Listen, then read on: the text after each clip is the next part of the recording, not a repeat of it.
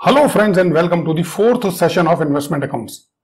Last 3 sessions में हमने investment accounts के बेसिक्स के बारे में डिस्कस किया था और साथ ही डिस्कस किया था फिक्स्ड इनकम बियरिंग इन्वेस्टमेंट्स के बारे में।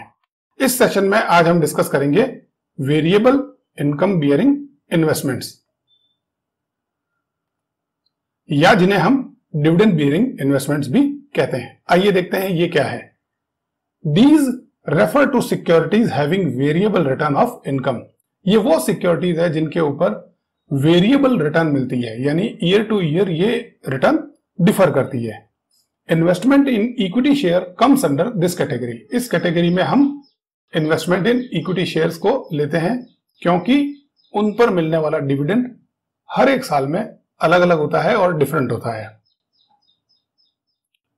There are 3 major points in respect of variable income bearing investments which should be taken care of. आइए देखते हैं वो 3 points कौन से हैं। फर्स्ट है डिविडेंड, सेकंड है बोनस शेयर्स और थर्ड है राइट शेयर। आइए इन्हें 1 by 1 डिस्कस करते हैं और सबसे पहले डिस्कस करते हैं dividend. Dividends from investment in shares are not recognized in the statement of profit and loss until a right to receive payment is established.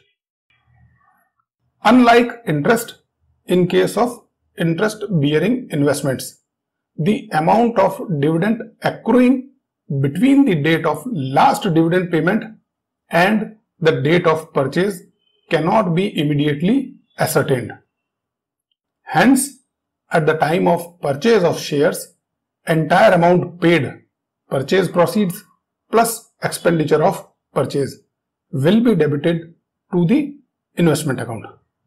Friends, आप सभी जानते हैं कि कोई भी कंपनी अपनी एनुअल जनरल मीटिंग में डिविडेंड को डिक्लेयर करती है। जब तक कंपनी की एजीएम में डिविडेंड्स डिक्लेयर नहीं हो जाते, शेयर होल्डर्स को उसे रिसीव करने का कोई भी राइट नहीं होता है। लेकिन जैसे ही वो डिक्लेयर होते हैं उसका एक राइट एस्टेब्लिश हो जाता है। इसीलिए किसी भी साल में, किसी भी ईयर में मिड ऑफ द ईयर कभी भी डिविडेंड का एस्टिमेशन नहीं लगाया जा सकता। इसीलिए जैसा कि इंटरेस्ट के हम केस में करते थे, डिविडेंड के केस में ट्रांजैक्शन डेट और लास्ट डिविडेंड पेमेंट डेट के बीच का डिविडेंड का एसर्टेनमेंट नहीं किया जा सकता, क्योंकि during mid of the year हम डिविडेंड को एस्टिमेट नहीं कर सकते। इसीलिए क्या होता है कि जब भी शेयर्स परचेज किए जाते हैं तो ट्रांजैक्शन डेट को जितना भी पेमेंट किया गया है, परचेज प्रोसीड्स प्लस एक्सपेंडिचर, उन सभी को इन्वेस्टमेंट अकाउंट में डेबिट कर दिया जाता है। यहां पर किसी भी प्री एक्विजिशन डिविडेंड का कैलकुलेशन नहीं होता है। आइए नोट नंबर 1 देखते हैं क्या है। Since the amount of dividend could not be estimated at the time of closing of books, there is no need to recognize accrued income at the end or beginning of the year. आप सभी जानते हैं कि AGM लगभग सितंबर अक्टूबर के महीने में हर company organise करती है। तो एज ऑन 31 मार्च यानी कि एंड ऑफ द ईयर या क्लोजिंग ऑफ द बुक्स, उस दिन कोई भी ये एस्टिमेट नहीं लगा सकता कि इस साल उसे कितना डिविडेंड एक्रू होगा। तो जब ईयर एंड पर बुक्स को क्लोज किया जाता है तो यहां पर जब हम कैरिंग वैल्यू की कैलकुलेशन करते हैं, कॉस्ट या फेयर वैल्यू, उस वक्त उसके साथ में एक्रूड डिविडेंड की कैलकुलेशन नहीं करते हैं। फ्रेंड्स, डिविडेंड और इंटरेस्ट में डिफरेंस है। डिविडेंड डिक्लेयर होता है कंपनी के द्वारा, जबकि इंटरेस्ट टाइम बेसिस पर पेड होता है। Note number 2, the amount of dividends for the period for which the shares were not held by the investor should not be treated as revenue receipt, but they should be treated as capital receipt. That is, when dividends on equity shares are declared from pre-acquisition profits, the amount of such dividend received by the investor is entered on the credit side in the capital column so as to reduce the acquisition cost. जब भी dividend declare होता है और वो dividend किसी भी investor को receive होता है प्री एक्विजिशन पीरियड के लिए, यानी उस पीरियड के लिए जिस पीरियड में उसने शेयर्स को होल्ड नहीं किया था, तो उसे हम क्या कहेंगे, उसे हम प्री एक्विजिशन डिविडेंड कहेंगे और इनकम की बजाय उसे उसकी इन्वेस्टमेंट की कॉस्ट में से रिड्यूस कर देंगे। आइए देखते हैं ये किस तरह से होगा। Example, on 1 April 2018 mister A holds 300 shares face value 100 each of ABC Limited. He further purchased 200 shares on 30th June 2018. On 30th September 2018, company declared dividend at 12% for the year 2017 and 18. 1 अप्रैल 18 को mister A के पास में 300 shares थे और उसके बाद में 200 shares और purchase किए, तो टोटल क्या हो गया उनके पास में 500 शेयर्स।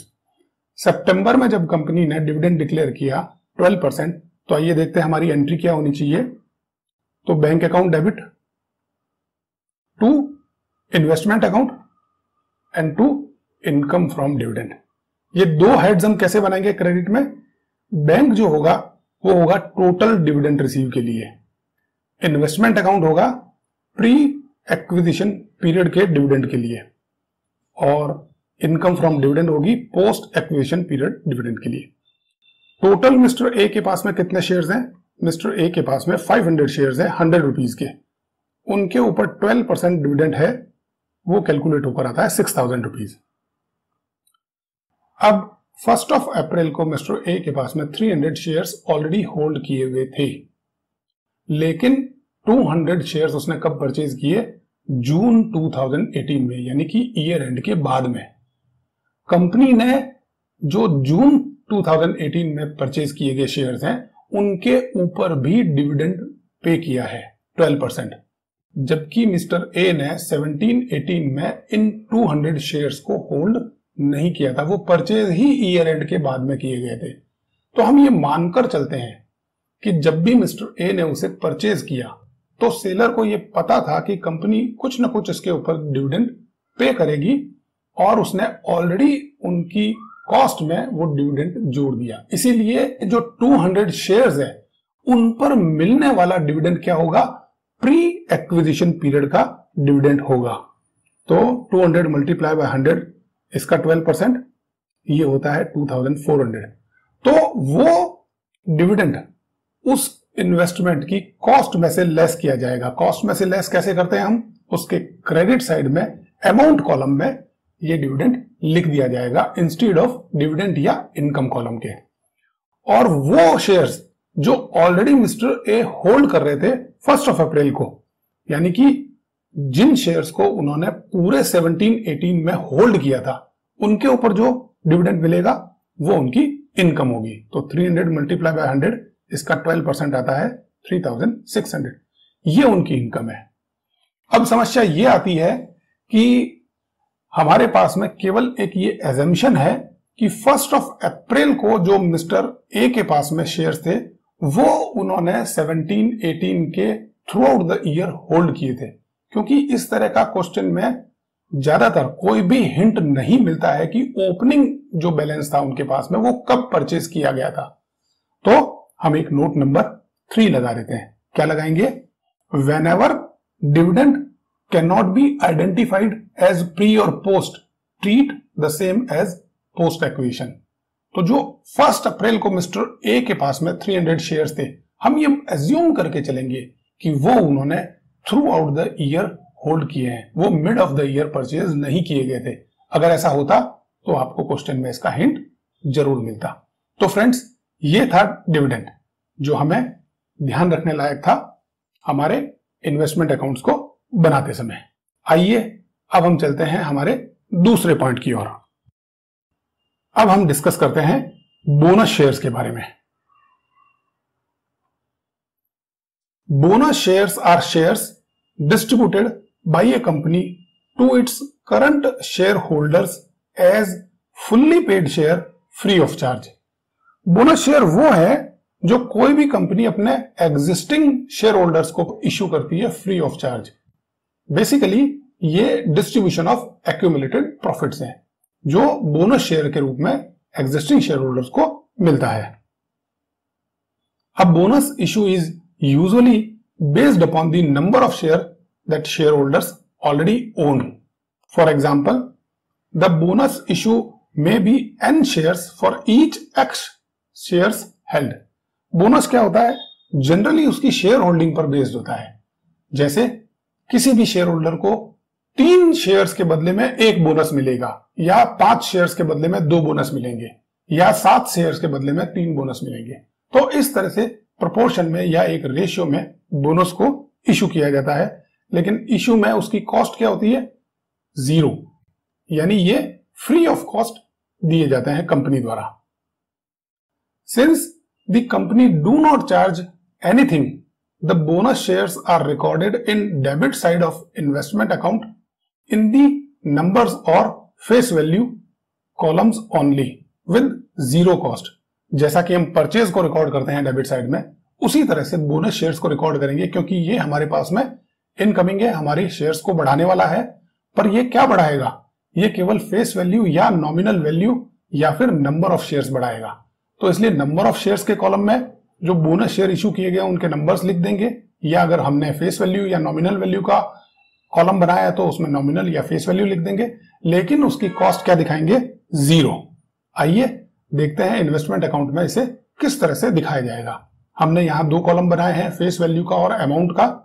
जिस डेट को हमारे पास में बोनस रिसीव होता है या जिस डेट को कंपनी बोनस इशू करती है, फेस वैल्यू में नॉमिनल वैल्यू या नंबर ऑफ शेयर्स जितने भी है, और यहां पर अगर हम नंबर ऑफ शेयर्स का कॉलम बनाएंगे तो नंबर ऑफ शेयर्स आ जाएंगे, लेकिन अमाउंट में क्या लेंगे?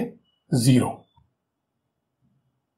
Since it has got no cost, naturally average cost of shares is reduce. जब भी बोनस शेयर रिसीव होते हैं तो शेयर होल्डर्स के पास में जो एग्जिस्टिंग शेयर्स हैं उसकी वो एवरेज कॉस्ट को रिड्यूस करते हैं, क्योंकि एग्जिस्टिंग शेयर्स में बोनस शेयर्स ऐड हो जाते हैं लेकिन कॉस्ट में कुछ भी ऐड नहीं होता। आइए इसे एक एग्जांपल के थ्रू समझते हैं। Example, mister A holds 300 shares of XYZ limited at ₹12,000। Company issued bonus in ratio of 1:3, यानी कि जिसके पास में 3 शेयर है उसे 1 शेयर दिया जाएगा। Find the cost per share before and after bonus. तो आइए देखते हैं। कॉस्ट बिफोर बोनस, पहले कितनी कॉस्ट थी उनके पास में? 12,000 रुपीज के 300 शेयर थे, यानी कि कॉस्ट थी 40 रुपी पर शेयर। अब बोनस कितना मिला है? 300 मल्टीप्लाई बाय 1/3, यानी कि 1 शेयर मिलेगा 3 के बदले में। 300 divide by 3 multiply by 1, 100 shares मिले। तो अब मिस्टर ए के पास में टोटल शेयर्स कितने हो गए? 400। तो आइए देखते हैं 400 की कॉस्ट क्या होगी। कॉस्ट में कोई भी बढ़ोतरी नहीं होगी, क्योंकि बोनस शेयर्स किस पर इश्यू हुए हैं? 0 वैल्यू पर। तो हमारे पास में उसकी कॉस्ट क्या है? 12,000 रुपीज। तो कॉस्ट आफ्टर बोनस भी होगी 12,000 डिवाइड बाय 400 इक्वल टू 30। तो देखा आपने कि बोनस से पहले जो शेयर्स की एवरेज कॉस्ट 40 रुपीज थी, वो बोनस के बाद में कितनी हो गई? 30 रुपीज। तो इसी तरह से बोनस इश्यू होने के बाद में average cost of share reduce हो जाती है। Average cost reduced after bonus. चलिए अब नोट लगाते हैं। Note number 1, no dividend is payable on bonus shares though declared and paid after the date of bonus if it is related to year preceding to the date of bonus. कोई भी bonus share जब declare किया जाता है तो उसके बाद में डिक्लेयर होने वाला डिविडेंड जो उससे पहले वर्ष का है वो बोनस शेयर पर नहीं मिलेगा। आइए देखते हैं एक एग्जांपल। बोनस डिक्लेयर किया गया है 30 जून 2018 को और 30 सितंबर को कंपनी ने डिविडेंड डिक्लेयर किया है। कौन से ईयर के लिए? 17-18 यानी पिछले साल के लिए। तो 2017-18 में वो बोनस शेयर कंपनी ने इशू ही नहीं किए थे, इसीलिए बोनस के बाद डिक्लेयर होने वाला डिविडेंड जो उससे पहले के वर्ष से संबंधित है उस पर बोनस शेयर्स पर डिविडेंड नहीं मिलेगा। फ्रेंड्स, आपके क्वेश्चन में इस बारे में इंफॉर्मेशन दी भी जा सकती है और नहीं भी दी जा सकती है। वो क्वेश्चन में कहा भी जा सकता है कि बोनस शेयर्स पर डिविडेंड नहीं मिलेगा।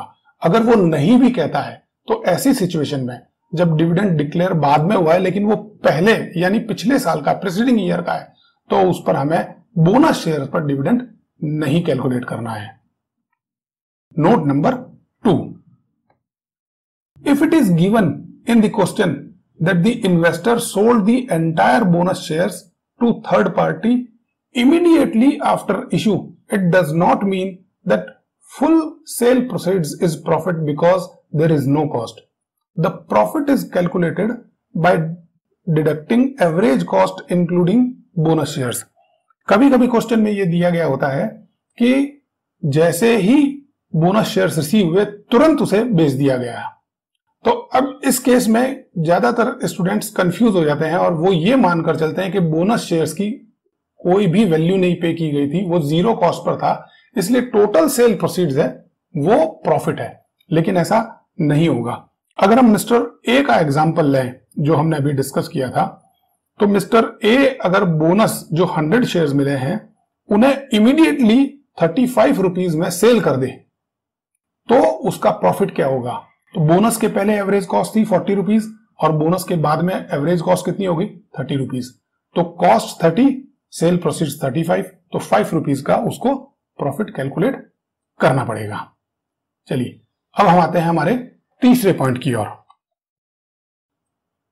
और डिस्कस करते हैं राइट शेयर्स के बारे में। सबसे पहले देखते हैं राइट शेयर्स क्या होते हैं। A rights issue is an invitation to existing share holder to purchase additional new shares in the company in proportion to their holding at a discount to the current market price. Right issue वो issue है जो company अपने existing share holder को invite करती है नए shares में purchase करने को, और वो किस पर इशू होते हैं? मार्केट प्राइस से कम प्राइस पर, डिस्काउंटेड प्राइस पर इशू होते हैं। इसीलिए व्यक्ति राइट शेयर्स को खरीदना चाहता है। In most cases the right allows share holder to decide whether he want to take up the option to buy the shares or sell his right to other investors. ज्यादातर case में जो right issue होता है वो share holder को ये option देता है कि चाहे तो वो स्वयं खरीद ले या अपने इस अधिकार, अपने इस राइट को किसी दूसरे व्यक्ति को सेल कर दे, यानी वो दूसरा व्यक्ति शेयर होल्डर के बिहाफ पर डिस्काउंटेड प्राइस पर शेयर्स परचेज कर ले कंपनी से डायरेक्टली। तो नेचुरली जब ये अपना अधिकार बेचा जाएगा और उस परचेज करने वाले व्यक्ति को डिस्काउंटेड प्राइस पर शेयर मिलेंगे तो इस अधिकार की कुछ कीमत होगी, यानी वो फ्री में नहीं दिया जाएगा, उससे कुछ पैसे लेकर वो अधिकार दिया जाएगा। तो हमारे पास में इस केस में दो ऑप्शन होते हैं। पहला ऑप्शन क्या है? When investor decide to exercise his right, वो खुद परचेज करना चाहता है, तो उस केस में हम एंट्री क्या करेंगे? शेयर्स इन XYZ लिमिटेड जो भी होगी कंपनी टू बैंक, और उसे हम इन्वेस्टमेंट अकाउंट में किस तरह शो करेंगे? डेबिट साइड में जब भी हमने राइट इशू परचेज किया है to bank, right issue face value जो भी है उसकी और जो उन्होंने कंपनी को जो कॉस्ट पे की है वो सीधी अमाउंट कॉलम में आ जाएगी। क्योंकि इस केस में जब राइट इशू के शेयर परचेज किए जाते हैं तो कोई ब्रोकरेज नहीं पे की जाती, क्योंकि वो डायरेक्टली कंपनी से परचेज किए जाते हैं। अब है ऑप्शन 2, अगर शेयर होल्डर अपने इस अधिकार, अपने इस राइट को किसी दूसरे व्यक्ति को सेल कर दे, तो जैसा हमने डिस्कस किया था कुछ पैसे लेकर वो अधिकार सेल किया जाएगा, तो जितना अमाउंट उसे रिसीव होगा उससे बैंक अकाउंट डेबिट और वो सारा पैसा क्या होगा? उसका प्रॉफिट होगा। तो to profit and loss account. कभी कभी क्या होता है कि इन्वेस्टर दोनों ही ऑप्शन चूज करता है। Investor can opt both the options in any proportion. In that case above mentioned both the entries will be passed. तो उस केस में क्या होगा? ये दोनों ही एंट्रियां पास होगी। आइए देखते हैं ये किस तरह से होगा। Mister A, an existing shareholder of XYZ Limited, offered to subscribe 1000 right shares. Market value क्या है? 100 रुपीज एट 85, यानी डिस्काउंटेड प्राइस पर ऑफर हुआ है। He decided to exercise 65% of his right and sold the balance right at 6 to B. 6 रुपए पर share में वो उसने B को 35% का अपना राइट सेल कर दिया। तो मिस्टर ए के पास में कितने शेयर्स परचेज करने का राइट था? 1000 शेयर्स। उसने क्या किया? 65% यानी 650 शेयर्स को सब्सक्राइब कर लिया, कंपनी से परचेज कर लिया। तो उसके लिए एंट्री होगी shares in XYZ limited debit 55,250 to bank. ये एंट्री हो गई और इन्वेस्टमेंट अकाउंट में उसकी एंट्री भी कर दी। सेकंड उन्होंने क्या किया? 35% यानी 350 शेयर्स को 6 रुपीज पर शेयर के राइट पर, उस राइट को सेल कर दिया। किसे? मिस्टर बी को। तो क्या हो गया? Bank account debit 2100 to profit and loss account. तो कभी कभी इन्वेस्टर या शेयर होल्डर अपने राइट शेयर के बारे में दोनों ही ऑप्शंस को ऑप्ट करता है किसी भी प्रोपोर्शन में। ये 50-50% भी हो सकता है, 40-60 भी हो सकता है, 25-75 भी हो सकता है, 1/3 2/3 भी हो सकता है, जैसा भी क्वेश्चन में दिया गया हो। अब एक इंपॉर्टेंट नोट लिखते हैं, where the investments are acquired on cum right basis and the market value of investments immediately after their becoming ex right is lower than the cost for which they were acquired. It may be appropriate to apply the sale proceeds of rights to reduce the carrying amount of such investments to the market value. कभी कभी क्या होता है, कोई भी share holder right issue से पहले उस कंपनी के शेयर्स मार्केट से परचेज करता है इस अधिकार के साथ में कि उसको वो राइट मिलेगा, यानी कम राइट बेसिस पर। फॉर एग्जाम्पल मिस्टर ए ने, जो एग्जिस्टिंग शेयर होल्डर है, उनको राइट इशू हुए हैं 1:1 रेशियो में। तो उससे पहले उन्होंने 1000 शेयर्स परचेज किए और मार्केट वैल्यू क्या थी? 100 रुपीज। तो 1 लाख रुपए के उन्होंने शेयर्स परचेज किए। अब mister A additional share purchase नहीं करना चाहते, इसलिए उन्होंने 1000 राइट शेयर्स के राइट को डायरेक्टली मिस्टर बी को सेल कर दिया 6 रुपीज में। तो टोटल उनको कितने पैसे मिल गए? 6000। लेकिन जैसे ही राइट इशू खत्म हुआ और जो मिस्टर ए के पास में उनकी कॉस्ट थी 1 लाख रुपीज होल्डिंग, उसकी मार्केट प्राइस डाउन होकर 95,000 हो गई। तो उससे क्या हुआ? मार्केट प्राइस रिड्यूस हो गई। उनकी जो कॉस्ट उन्होंने पे की थी मिस्टर ए ने, वो ज्यादा पे कर दी। तो ये माना जाएगा जो उन्होंने राइट सेल किए हैं वो सेल प्रोसीड्स 5,000 के, वो उस कॉस्ट में ऑलरेडी एक्सीड थे, यानी कि उस कॉस्ट में जुड़े हुए थे। तो उसको मार्केट वैल्यू के बराबर लाने के लिए 5,000 रुपीज को हम इन्वेस्टमेंट में से रिड्यूस कर देंगे, यानी क्रेडिट साइड में अमाउंट कॉलम में दिखा देंगे राइट शेयर्स को। और 1000 रुपीज क्या होगा? वो उसका प्रॉफिट होगा, जो कि डिविडेंड या इनकम कॉलम में आएगा या फिर directly profit and loss account में चला जाएगा। लेकिन फ्रेंड्स, ये ट्रीटमेंट हमें तभी करना है जबकि इसके बारे में क्वेश्चन में क्लियर कट हिंट दे रखा हो। अदरवाइज जब भी राइट सेल किया जाएगा उसे हम प्रॉफिट मानकर चलेंगे और प्रॉफिट एंड लॉस अकाउंट में क्रेडिट करेंगे। चलिए अब हम देखते हैं कि डिविडेंड बियरिंग इन्वेस्टमेंट्स या वेरिएबल इनकम बियरिंग इन्वेस्टमेंट्स का इन्वेस्टमेंट अकाउंट का फॉर्मेट कैसा होता है। आइए देखते हैं इन्वेस्टमेंट अकाउंट। ये फॉर्मेट है हमारा, जैसा कि इंटरेस्ट बियरिंग इन्वेस्टमेंट में था, 5 कॉलम्स डेबिट साइड में, 5 कॉलम क्रेडिट साइड में। वहां हमने इंटरेस्ट लिया था और यहां हम ले रहे हैं डिविडेंड या इनकम। फ्रेंड्स, आपको ये बता दें, अभी फॉर्मेट में हमने डिविडेंड या इनकम के कॉलम को डिस्कस करने के पर्पज से इंक्लूड किया है। अदरवाइज आपको मोस्ट ऑफ द बुक्स में मिलेगा कि डिविडेंड या इनकम का कॉलम होता ही नहीं है। ये बनाना जरूरी नहीं है, आप चाहें तो बना सकते हैं, ना चाहें तो नहीं बना सकते हैं। आइए देखते हैं इसमें जो हम एंट्रीज करेंगे वो किस तरह से होगी। सबसे पहले हम लेकर चलते हैं हमारा ओपनिंग स्टॉक। तो ओपनिंग वैल्यू जो भी हम ब्रॉट डाउन करेंगे, जितनी फेस वैल्यू के हमारे पास में शेयर्स हैं वो फेस वैल्यू कॉलम में आ जाएंगे और डिविडेंड यहां पर कुछ भी नहीं आएगा, क्योंकि हमने डिस्कस किया था कि एट द एंड या एट द बिगिनिंग में डिविडेंड की कैलकुलेशन नहीं होगी, क्योंकि हम एक्रूड डिविडेंड को कैलकुलेट नहीं कर सकते, सीधे अमाउंट कॉलम में आएंगे। अब हम देखते हैं परचेज के केस में क्या होगा। परचेज के केस में भी जो हम कैश या बैंक पे करेंगे, फेस वैल्यू कॉलम में लिखेंगे। यहां पर भी कोई भी जो अमाउंट है वो डिविडेंड या इनकम के कॉलम में नहीं जाएगा, सीधा सीधा टोटल जो कॉस्ट ऑफ द इन्वेस्टमेंट है plus expenditure on that investment, उन सबको जोड़कर अमाउंट कॉलम में लिख दिया जाएगा। अब हम देखते हैं सेल के केस में क्या होगा।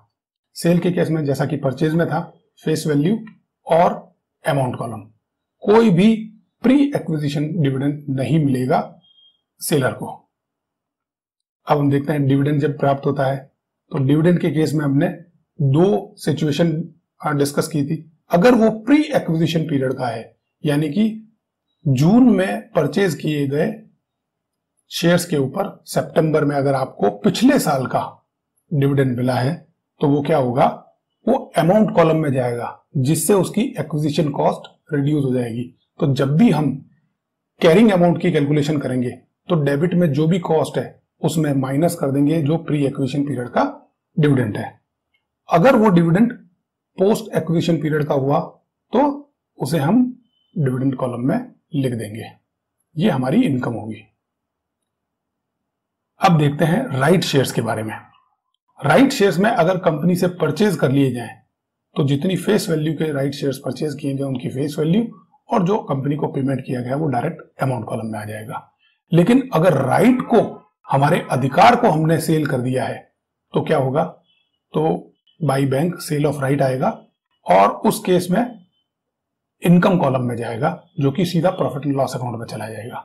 लेकिन अगर कम राइट बेसिस पर शेयर्स परचेज किए गए हैं और बाद में एक्स राइट होने पर उनकी मार्केट वैल्यू रिड्यूस हो जाती है, तो जिस वैल्यू से रिड्यूस होती है वो अगर हमारी राइट सेल में आती है तो उतनी वैल्यू हम क्या मानकर चलेंगे, अगेंस्ट इन्वेस्टमेंट, और उसे हम रिड्यूस कर देंगे।